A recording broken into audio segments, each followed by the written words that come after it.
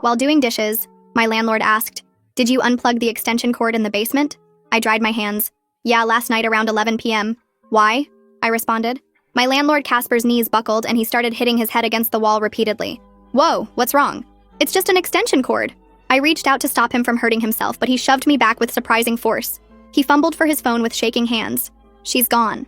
11:23 p.m. Exactly like they warned me. Tears were streaming down his face as he spoke to someone. Yes, the power was cut. 12 minutes. That's all it took.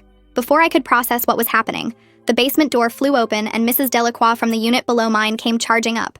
She took one look at me and screamed, "Murderer!" so loud my ears rang. "What are you talking about?" I backed against the kitchen counter, completely lost.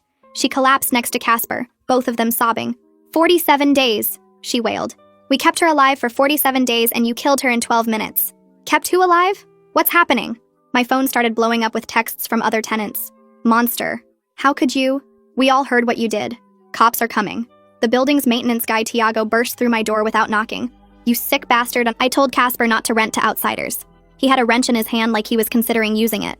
"The orange cord?" He shook his head in disbelief. "The one that runs up through the PVC pipe? That we all check 3 times a day?" "It was just an extension cord." My voice cracked with panic. "Just an extension cord?" Mrs. Delacroix laughed hysterically. "That cord was the only thing between her and death." Casper finally looked at me, his eyes red and swollen. 2 weeks. "You've been here 2 weeks and you've destroyed everything. I explained the basement rules when you moved in." He was shaking with rage. "I showed you the locked cabinet, the medical equipment. You showed me where the laundry was. That's it. There was no locked cabinet." I was desperate now. More people started flooding into my apartment. The couple from 3C, the old man from the first floor, even the food delivery drivers who serviced our building regularly. They all looked at me with pure hatred. "I delivered her medications just yesterday," the pharmacy tech said quietly. $12,000 worth. All useless now. "She trusted us," someone said. "She trusted us to keep her safe. We had shifts," another tenant sobbed. 24/7 monitoring. "Until you came." Mrs. Delacroix pulled out her phone showing a schedule.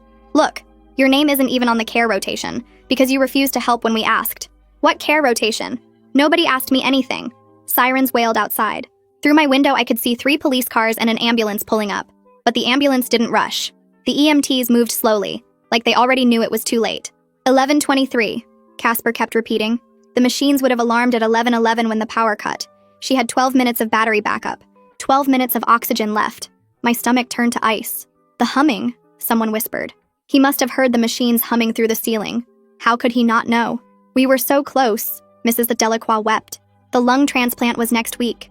She just needed 1 more week." 2 police officers entered my apartment. One of them already had